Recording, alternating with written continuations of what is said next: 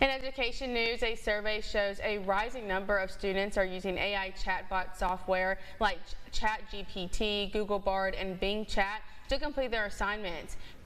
Perry Eldurani from our sister station in Northwest Arkansas gives us a closer look at how it's affecting classrooms. The survey conducted by Best Colleges in October found that out of 1,000 college students, around 56% say they've used AI tools to complete assignments or exams. Compare that to their survey just 7 months before, where only 22% of students said the same. Now, to see how AI is being used in the classrooms in our area, we reached out to educators and the students themselves. At the beginning, let's say a year ago in the spring, it was just a discussion about what these tools are and how it could impact a specific discipline. Chris Bryson is the Director of Academic Initiatives at the University of Arkansas, where faculty have been collaborating on how to adapt to the widespread introduction of AI. Now that's kind of transitioning into this next phase of what does this mean? And that may depend on who you ask. I think it's a tool. Like at the end of the day, you can use it for good purposes or bad. University students we talked to were split. And it can honestly give you sources.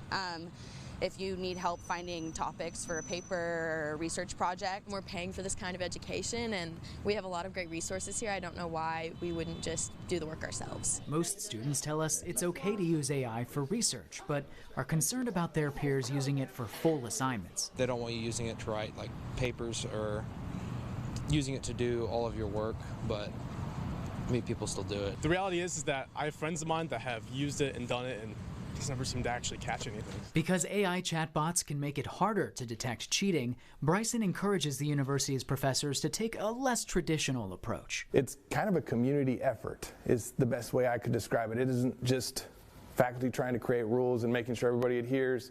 It's students also letting faculty know what kind of culture they want and the expectations they need to really make it a fair playing field for themselves too. Over at the Don Tyson School of Innovation in Springdale, teacher Natalie Campbell says educators are adapting assignments to embrace AI. We're designing that curriculum for specific outcomes from students. So that makes it a little bit more difficult.